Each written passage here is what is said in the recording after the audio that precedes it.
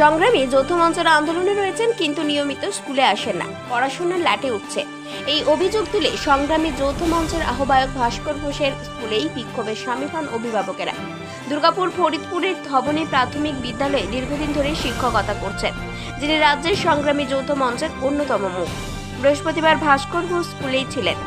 তখনই দুর্গাপুর ফরিদপুরের ধবনী প্রাথমিক বিদ্যালয়ে ভাস্কর ঘোষের স্কুলেই আচমকা ক্লাস না করে বেতন তোলা, মানছি না, মানব না প্ল্যাকার্ড হাতে নিয়ে হাজির হন কয়েকশো অভিভাবক।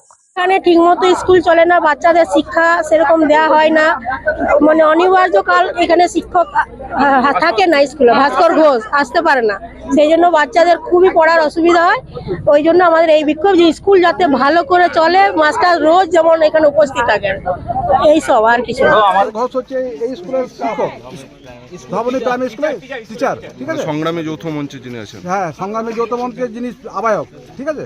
সে ওর রাজনৈতিক দল করতে পারে, ওর ব্যক্তিগত ব্যাপার, কিন্তু আমাদের স্কুলটার যে অবস্থা, মাসে প্রায় 4 দিনে 5 দিন স্কুল আছে। আমার তো গ্রামের ছেলে, আমরা তো দেখতে পাই মাস্টার ঘোষকে কখন আসছে গিয়েছে না। এই হচ্ছে বক্তব্য।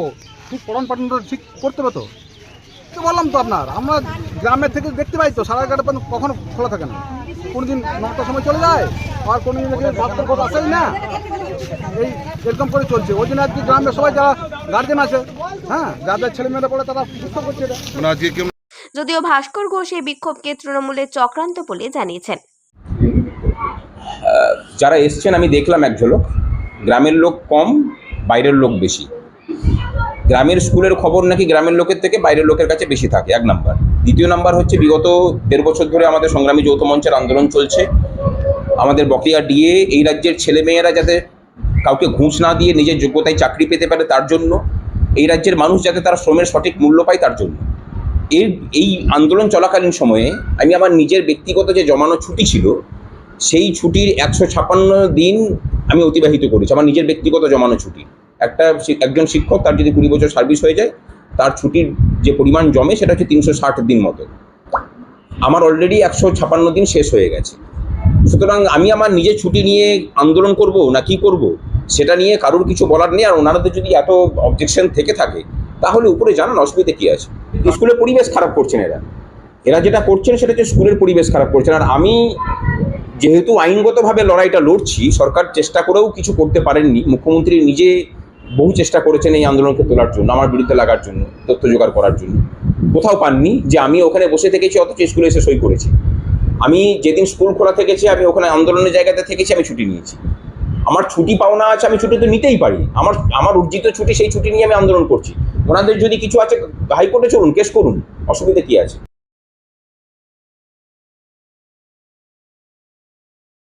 এটা সম্পূর্ণ মিথ্যা কথা।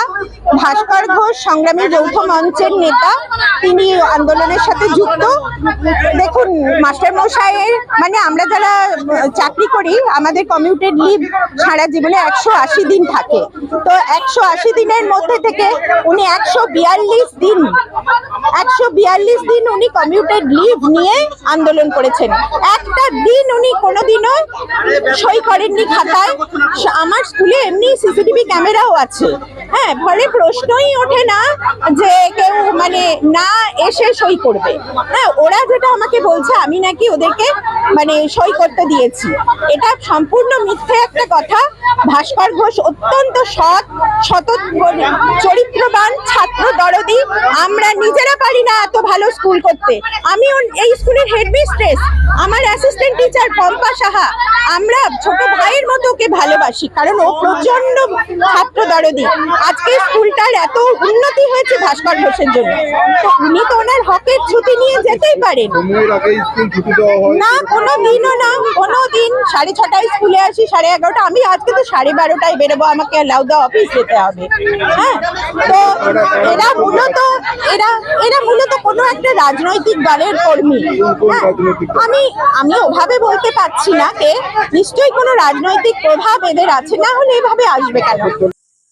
দুর্গাপুর থেকে কৌশিক বাসুর রিপোর্ট, 99 নিউজ বাংলা।